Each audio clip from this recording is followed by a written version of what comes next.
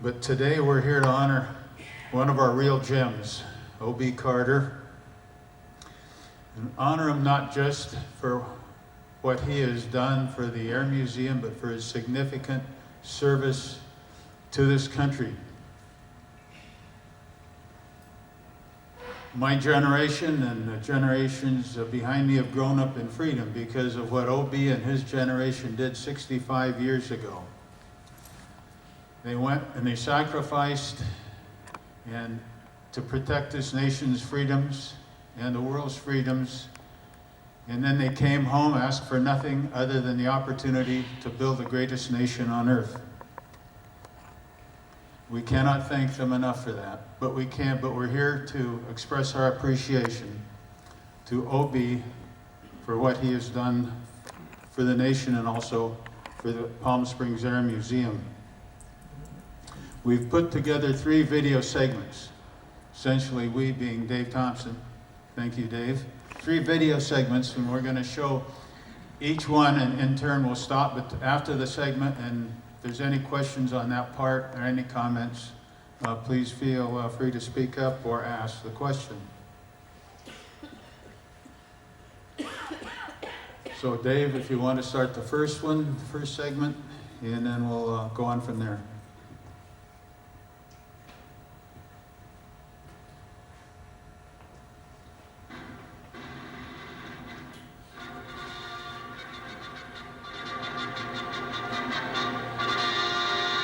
My name is Olin Carter, O-L-I-N, C-A-R-T-E-R, better known as O.B. And I was born January 27th, 1921. I'm 82 years old. So I was born on a farm. I think I was about 6 years old. And there was an old Capital Airlines airplane, I think it was a seaplane. It used to fly right over our farm. And what I now realize was a direct line between Detroit and Milwaukee. Every day at about 3 o'clock, and I'd be playing out in the yard, and I'd yell up at him to please come down and give me a ride. And I think that's where my initial interest in aviation started. We left the farm, I think, when I was about 7, and it was at a county fair in Ionia, Michigan, and I got a ride in an old Waco taper wing, one of those deals where you pay $1 and you went around the pattern, and I was hooked, absolutely. Yes, I went to high school in East Lansing, but I did play a little high school football. Oh my. Yes, I remember that very clearly. It was a 1928 Chevrolet Coupe. I bought it for $5 and I used it a couple of years and sold it for $5 for junk. And Congress created the Civilian Pilot Training Program, CPTP they called it, and I was very fortunate to be in the very first year of that program, in which we got a private license, though actually I had a commercial license before I ever went in the Army Air Corps. Actually I soloed in a J4 Cub, which was side-by-side, but I also flew the J3 there. And then the following year we flew the Waco UPF-7, which is an open cockpit biplane, a lot of fun. I was just over the hill here in Hemet, California in primary flying school. I had just finished all of the flying in the academics for primary, and we were waiting orders to go to basic on December 7th. We didn't know what Pearl Harbor was. Nobody had ever heard of it. I thought, well, we'll make a long diving pass down this canyon towards the ocean and then turn south and go back to San Diego. And went screaming down this canyon. I guess we were clocking along about 350, something like that. And we weren't real close to the ground.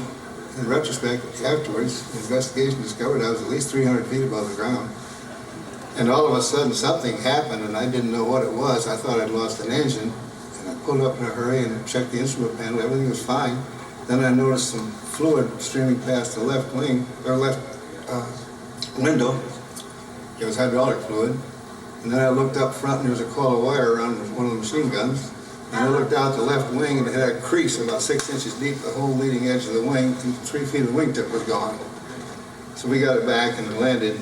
And I had taken out 2 of those high voltage cables of a 3-cable cross-country line. There were no towers. The towers for this cable that I took out the bottom 2 cables were on the mountaintop on either side. And it was a 900-foot span at the bottom of that span. So that caused a little problem. Finally got out of that, skin of my teeth. because the power company picked up the wingtip off the ground, and there was no mistaking it. It was a P-38 wingtip.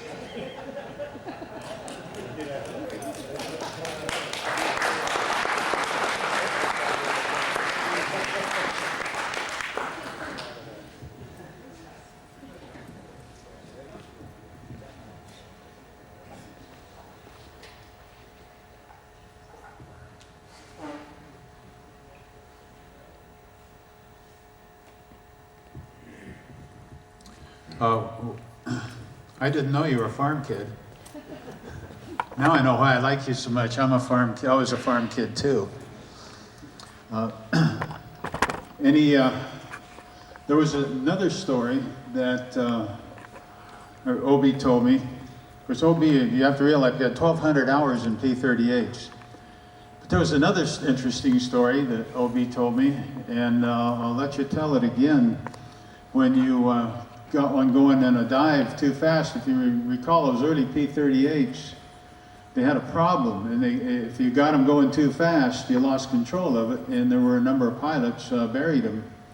And then eventually they put speed brakes on them, as I understand the story went. Well, that happened to OB, but he was lucky enough that he was able to pull the plane out.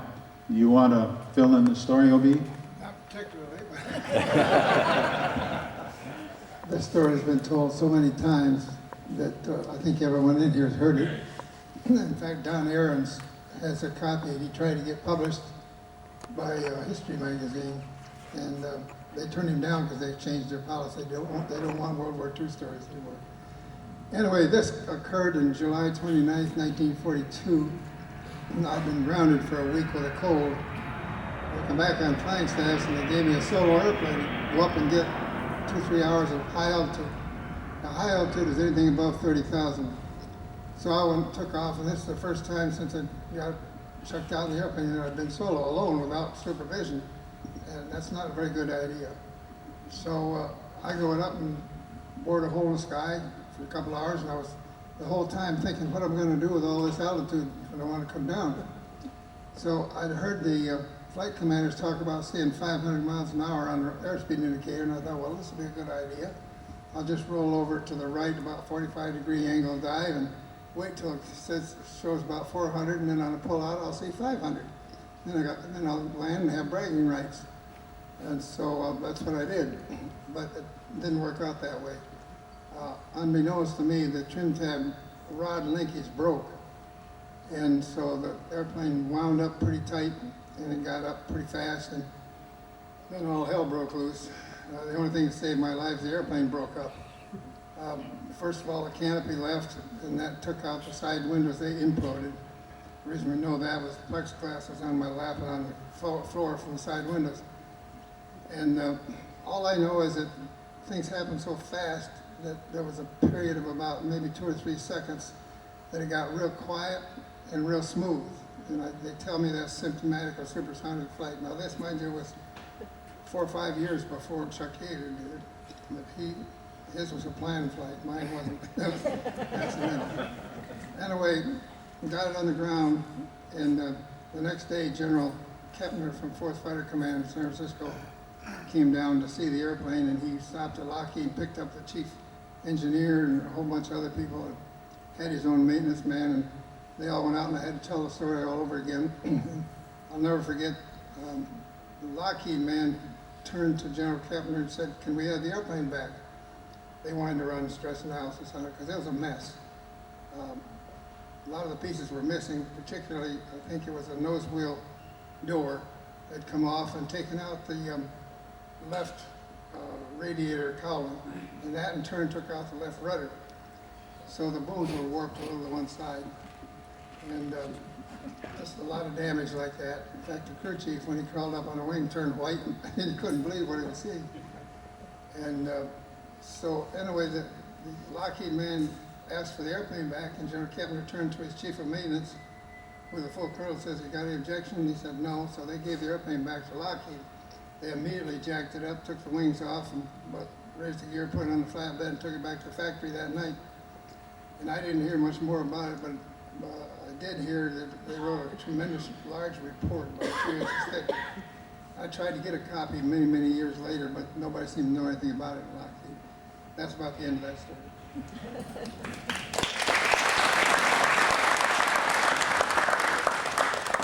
Thank you. Dave, we're ready Okay. for the next All segment. right, let me get reset here.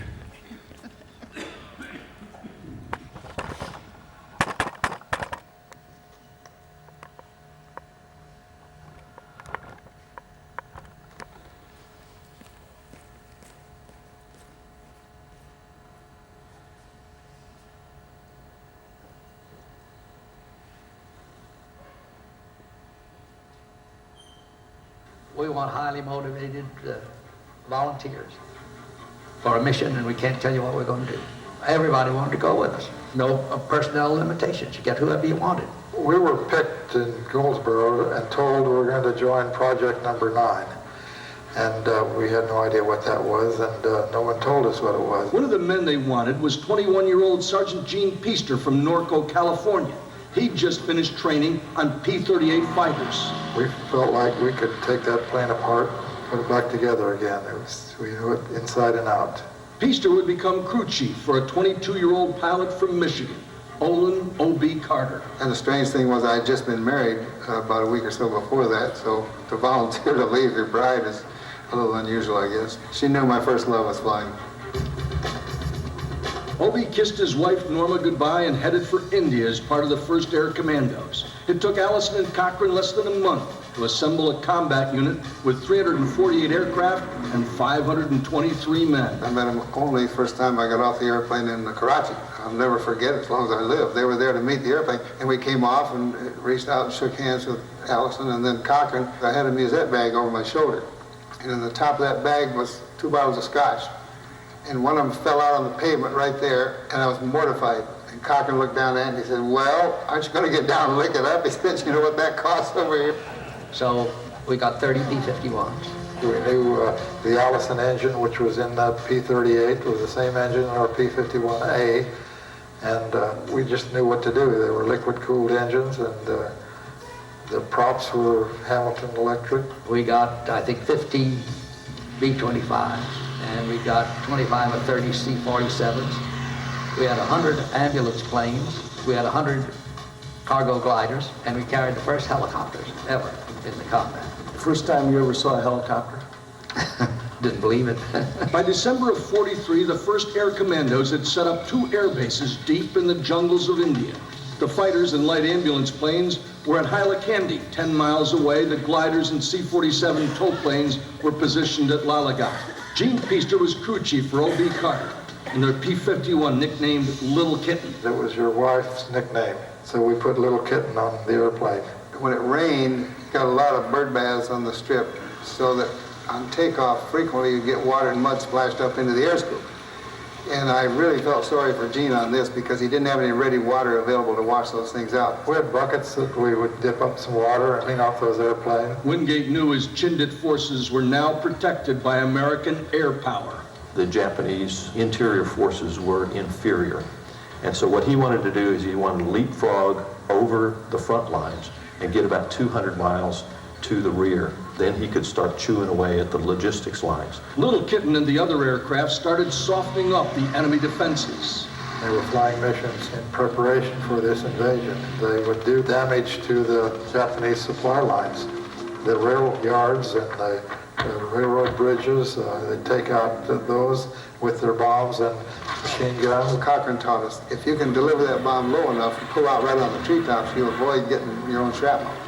But you increase your accuracy to almost 100%. We thought they were crazy. To illustrate, almost every glider landing in wartime is a crash landing, really, because it's an unprepared surface. The gliders were to land on 2 jungle clearings, 200 miles deep into enemy-held territory.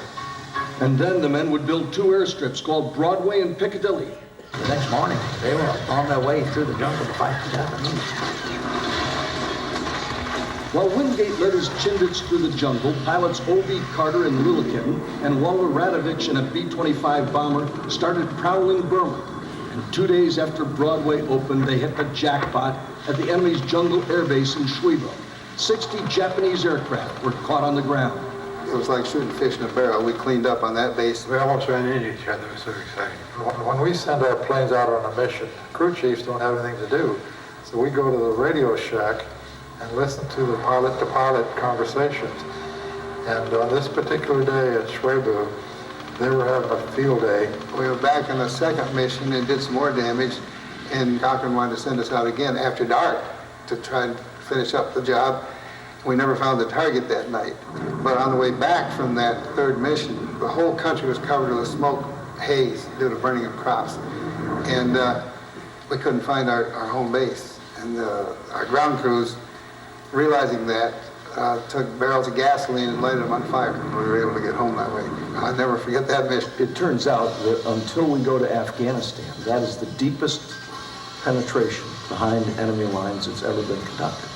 Well, we've got a great country. It's one of the things I'm certain it's surely worth fighting for. The men of the 1st Air Commandos wrote the book on air assaults and special operations in the China, Burma, India theater. They were pioneers in special operations and unorthodox warfare. And they were indeed ready, any place, any time, anywhere. Our commander in the 1st Air Commando group was named Phil Cochran. I think he was a college roommate of the cartoonist Milton Caniff. Milton Caniff wrote the comic strip Terry the Pirates, and someone in that group, and I'm not so sure but what it was Cochran himself, was feeding him all the information we were doing. Now, it was so unbelievable that he published it without any changes because nobody would believe it anyway. So we used to write home and tell our families, if you want to know what we're doing, read the funny paper. And then the next letter we'd say Terry and the Pirates, and that kind of got around the censors a little bit. But we were the first ones to do many, many things, and it read like a comic strip, what we did. We were in India and Burma. I was there for 2 years. And the second year we had these P-47s. The first year we flew P-51s. OB was our pilot during that whole time. And he flew 82 missions at that time. Now, did you get mad at him if he brought the plane back all scratched up and stuff? I was just glad to have him back. Wait. Let me make a comment on that. Yeah. There's an old saying, woe be to the pilot if he damages an airplane due to his own incompetence. But he can get damaged due to enemy action. That crew chief's going to work his heart out to have it ready for the next mission. We would send him out early in the morning for a target over Burma, and then wait for them to come back. We usually go to the radio shack and listen to the pilot's air-to-air conversation over the target. Chatter between the pilots. You look for that zero over there, or watch so forth. Watch from my tail while I go in and drop my bombs and things like that. But it was fun to hear what they were doing over there. Yeah. And then when they come back in 4 planes in each flight, and buzz our field very low. And if it was a good mission, they'd do a victory roll. I had some bullet holes in them and some flak where we picked up flak from aircraft on the ground. Yeah. And we patched them up that way. There were 20 of them. I counted them. I guess it's sort of like buck fever. I rolled over and went right down through the middle of them and never fired a shot. Made a head-on pass to the whole formation. Now this time I was shooting, but I'm sure I didn't hit anybody. And they raised their noses and shot at me. So again, I had a lot of speed. This time I got a little smarter and I crawled up to the right rear and picked up tail end Charlie and went in and shot him down. And then I dove away, and this time 2 of them followed me.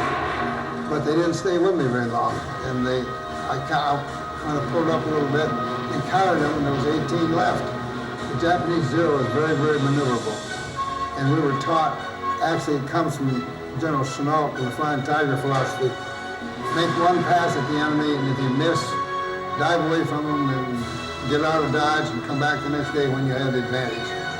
As a young man, when you're 21 years old, you feel sort of invincible. I mean, you know that there's a lot of death and destruction, but you always think it's going to happen to the other guy. I think you can assume that almost all pilots, in a way, that are fighter pilots, have one goal in mind, that's to get into combat. That's where they want to be. And I was no exception. I wanted it, and I would do it over again in a minute. This is a story of heroes who wanted to fly.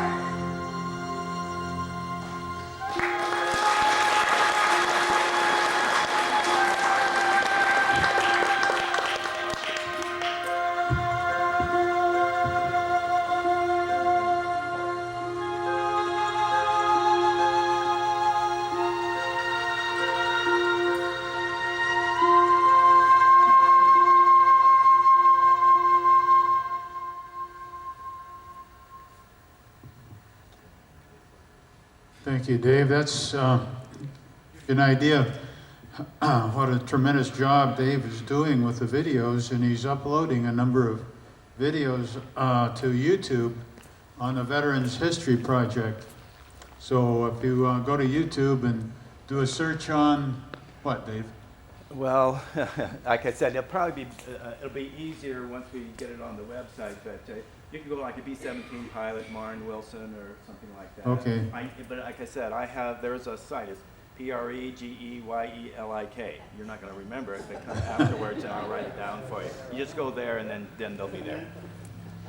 But as you watch these videos, you get an idea what kind of a person O.B. Carter is. And this is such a great nation that can produce these kind of men. I want to introduce Bob Andrade again. Bob will talk a little bit tell you a little bit more about the 1st Air Commandos.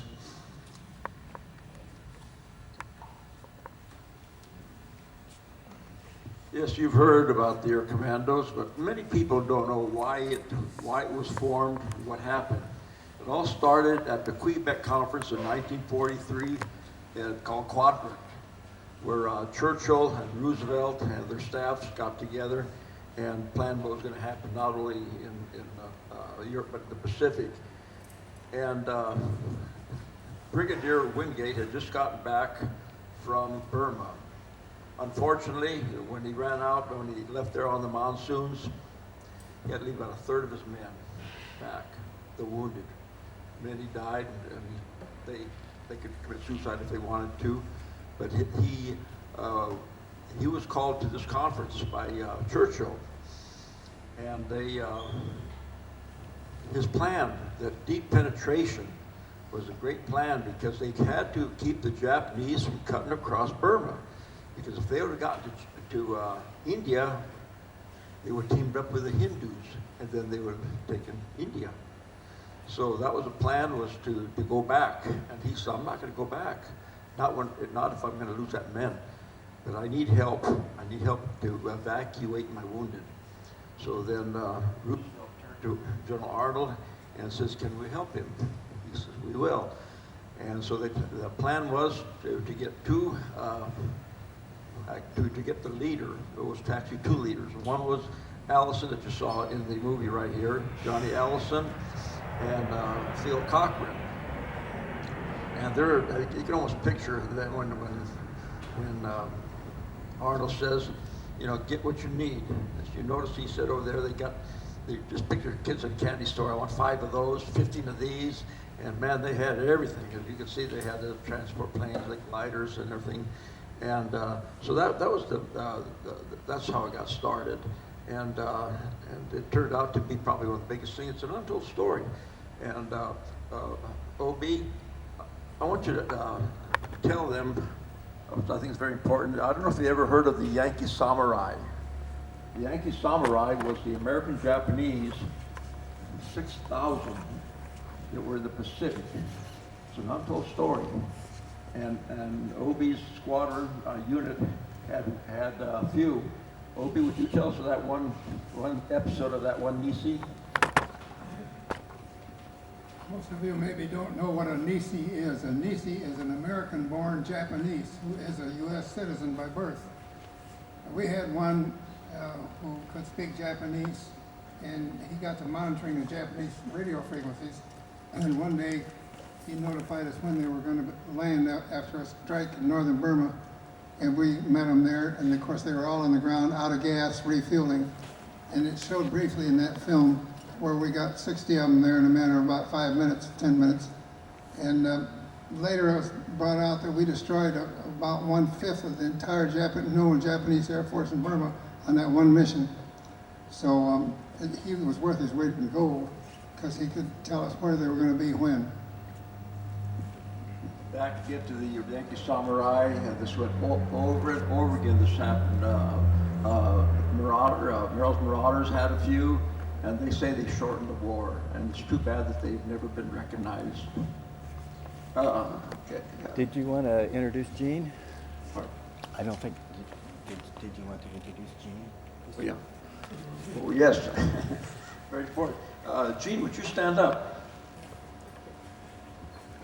You saw him in the film here, and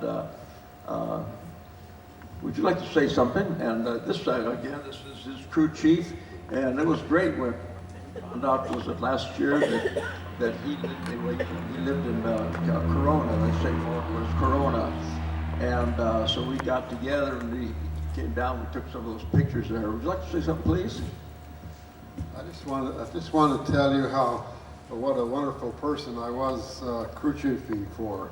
I couldn't have picked a better pilot. I don't know how I got picked for him or he got picked for me, but we got together, and I'm probably the only guy around here and from a long ways that saw firsthand what Carter was like during the war and what he was doing. And I just wanted to, I think so much of him, he's like my brother.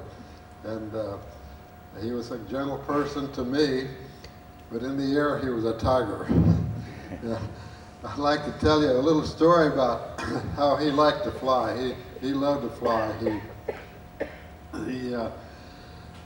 In Burma we had to deal with some pretty bad weather, and we didn't have all of the weather forecasters and everything that we have now, and so and we wanted to fly missions every day, and they flew most every day, weather permitting. And we would have to first send a pilot out over the hills between India and Burma. We were right at the edge of the Burma border, up in Upper Assam, in the jungle country. They call it tiger country now, but this is where we were stationed. And it was not a regular airport, air base. It was just a piece of dirt in the jungle. And the buildings there were only some bamboo bashas that were built by the natives. It was an airport the British had used previously, and it was the spot that we were put into to fly out of. It was a pretty good sized piece of dirt because it was pretty wide and quite long. We parked our airplanes back up into the trees along the edges, and we worked out of toolkits from the ground. There was no blacktop or asphalt or anything like that. And we had pretty rough living conditions, but we didn't complain. We were there to do a job. And get back to the weather, we'd get a report from the plane that went over the hill between us and Burma, and looked on the Burma side at the weather. And I can remember one day, we kept our airplanes ready and loaded and gassed up and tuned up for any event that might happen. And the pilots were out there ready to go, but the plane radioed back that Burma socked in. The targets are socked in. We can't fly yet. And so Obi said that's how much he liked to fly. He said to me, "Gene," he said, "are we still on?"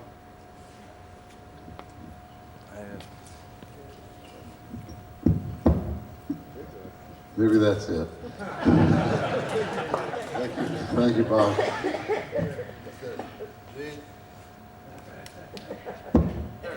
Okay, I'll do that next time. Gene, do you think both of us would fit in that cockpit? And I thought, well, I don't know, let's try. We were just kids then, so to speak. I was 21 years old and he was 23 years old. And we were both slim and not too big. And so we got up on the wing and pulled a parachute out, threw it out on the ground, and he said, I got in first, spread my legs apart, and Obi got in on top of me there, but sat between my legs. And he grabbed that stick and he was moving it around and pulled it back up in his stomach. He said, yeah, I think I can land this thing. And so, shall we go? And I said, sure, let's go. And so we pulled a seatbelt around both of us and buckled him, and he starts the engine, and I said, wait a minute, we got a couple of 500s under the wings here. And so we pulled the salvo handle up, and they dropped off on the ground safely. And we took off, took our little ride. I was amazed at my little airplane, how much power it had. When he firewalled that airplane, it was down the runway in a hurry and climbing out of there, and that thing purred so smooth that it amazed me. Thank you. Hope that's better. We were cruising around, looking around the scenery. It was all jungle below us, just a solid carpet of trees, and only a little clearing now and then where a few villages were living, and a few streams going through the jungles there. And all of a sudden, from 2 o'clock, another P-51 buzzed us, come at us at 2 o'clock and peeled off. And it was another pilot in our group that was test hopping his airplane, caught us up in the air, and he challenged us, I guess. And OB said, we can't let him do that, can we? So all of a sudden, we were right on his tail and back and forth. It was a regular dogfight in the sky, and I was in there just going around in circles with him. And sometimes I could look out the top of the canopy and see the ground or the trees below. So we were in every attitude as possible. But so I can tell you what a pilot he was when he had a chance to show me. I appreciated that, and I'll never forget that little flight. You remember that, OB? Let's see, was there anything else you want to talk about? I'd like to ask you a question, both of you. We had another volunteer here, Walter Radovich. Anybody here remember him? That's great. Walter, I think he passed about 3 years ago. And anyway, he was, a lot of this film that I have quite a bit more film up there, was done by Radovich and R.T. Smith. And he flew B-25s. He flew B-25s. And the fighters. And the gliders. Yeah. Also, too, kind of a little side note, Jackie Coogan was one of them. He was a flight officer. Flight officer, glider pilot. A glider pilot. So there's a lot of stories that come out of this. You know, and again, if you're interested, let's come upstairs. I have a lot of stuff on this. Clark, where are you? Well, there he is. Turn this back over to Clark. Thank you very much, sir.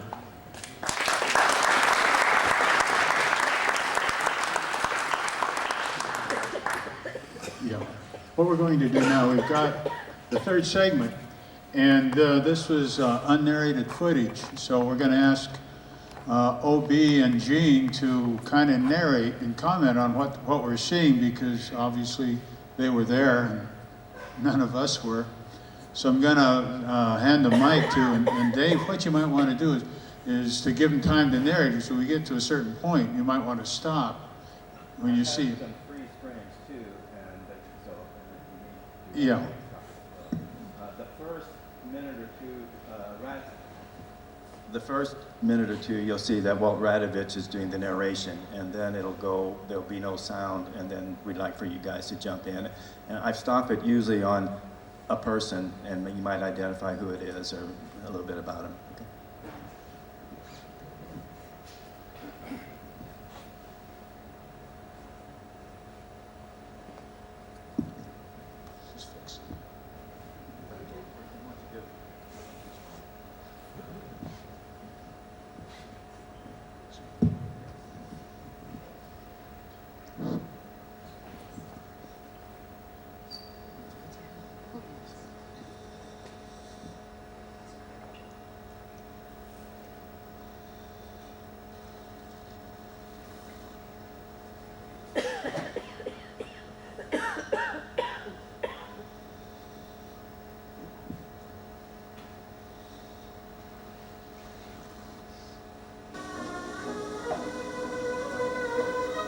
P-51s, also the tactical arm of the 1st Air Commandos. This is all a small part of a group of That's my airplane, number 23. lighter planes, helicopters, L-1s, and L-5 light aircraft. Everyone played a vital part in this invasion, with General Wingate and his Chindits.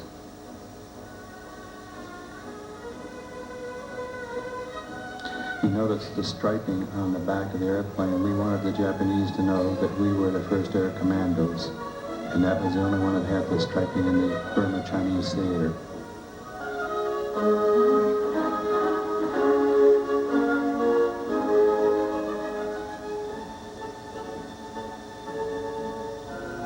This is R.T. Smith, a former Flying Tiger and ace in the Air Force. There is Halakandi, the air control tower, and the landing strip. R.T. Smith was a Flying Tiger. He came to our group out of the Flying Tigers. Good friend of ours. Who's that? That's me. Hard to recognize. This is a guy by the name of Gilhausen, and we called him Amichihausen because he hated Don Amichi's movies. But I don't remember who that was.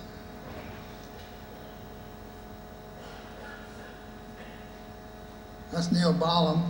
That man did all the P-38 flying for the movie, a guy named Joe with Spencer Tracy in it. He was killed shortly after that. That's R.T. Smith again. Flying Tiger? Yeah, former Flying Tiger.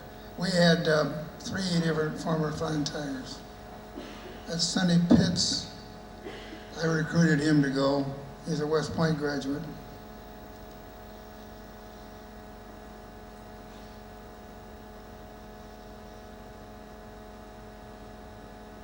It looks like Brigadier Ferguson of the British Army, but I'm not real sure.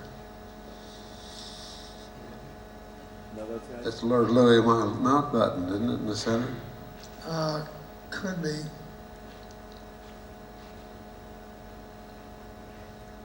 That illustrates the bird baths we had on the strip. That's one reason we didn't get any gun camera film, because on takeoff, muddy water would spray up in front of the lens and block the movie lens, which is in the leading edge of the wing. That was probably in late April because the monsoons started about that time and come in. That's why we had to get our mission done before the monsoon season started. It caught us before we got finished.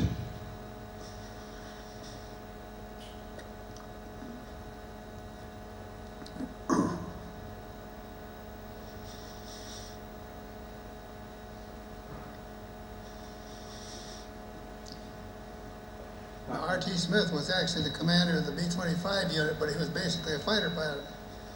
Cochrane decided to man the 25s mostly with fighter pilots and only one pilot rather than 2 to the airplane. So Radovich was originally a fighter pilot. That's Radovich there. Yeah, that's Walt. It's Walt Radovich. A lot of you may remember him from here at the museum. He was a docent here. we interviewed him too. His oral history is upstairs.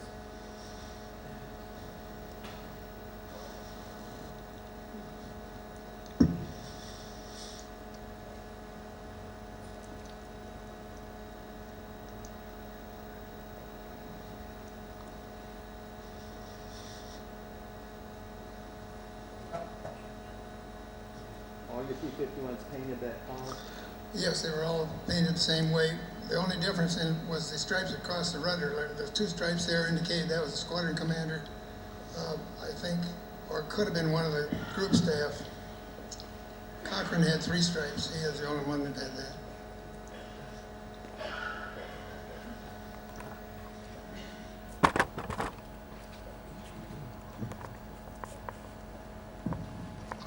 Thank you. Just hang on to this one, Dave. Get him too close.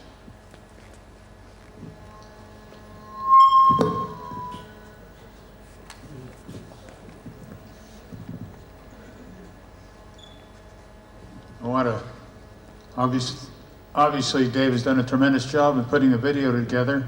Bob Andrade provided a lot of the information in the videos for Dave to edit.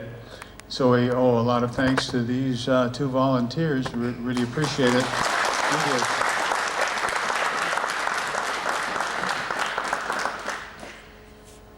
you. If you, anybody have any questions or would like to make any comments?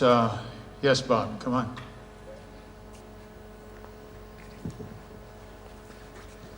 I would like Obi to tell us all the firsts that happened, like the rockets, etc.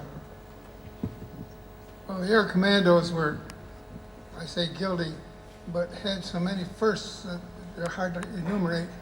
For example, we were the first ones ever to carry 1,000-pound bombs on 500-pound racks. We were the first ones to use helicopters in combat. They were so primitive they would hardly lift their own weight on a hot day. And we actually, with one of them, eventually made a rescue under combat conditions, which was a first for the Air Force. Okay. Gene, what were some of the other firsts we had? There was a dozen of them, I know that. But, well, we're the first ones to conduct an aerial invasion 100% by airplanes. There had been partial invasions, but not every. See, we put all the British troops in there by air, 225 miles deep into enemy territory. Then we supported them there. We supplied all of their ammunition, their food, their people, evacuated their wounded and casualties. Now, bear in mind that a casualty is not necessarily an enemy wounded. If a guy even sprained an ankle, that's a casualty. And he had to leave, Wingate had to leave him in there the year before. So, I can't think of any more first. There was a bunch of them. Maybe that first rescue in helicopter, I think. Yeah, I think I mentioned that. We were the first ones to make a combat rescue of a downed pilot with a helicopter. So that established a record for the Air Force. I can't think of any more right now.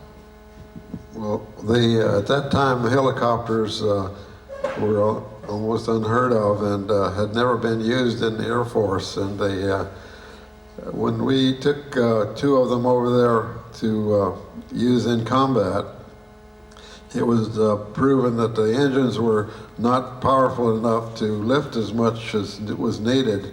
And so it was a big asset for the helicopter manufacturers to understand what they had to do to modify them. But we did pull off the first combat rescue with a helicopter, but it would only take 1 person at a time. It couldn't take more than 1 person, so they had to beef up the engines on the helicopters after that. The helicopter was so new that nobody knew how to fly it. And the 3 pilots that we designated to be helicopter pilots were sent to the factory. And I believe I'm right, Igor Sikorsky himself had to check them out. He's the only one that knew how to fly them. He's the inventor. Any other questions or comments? Okay, well, thank you very much for attending. We're just a little ahead of time. And again, OB, we're going to miss you. You've been such a positive influence on so many of us in the museum. I have learned so much from OB and talking to him over the years. And that goes for a number of other, particularly our World War II veterans. When I started 13 years ago, like Sharon mentioned, I talked about the little yellow plane too, but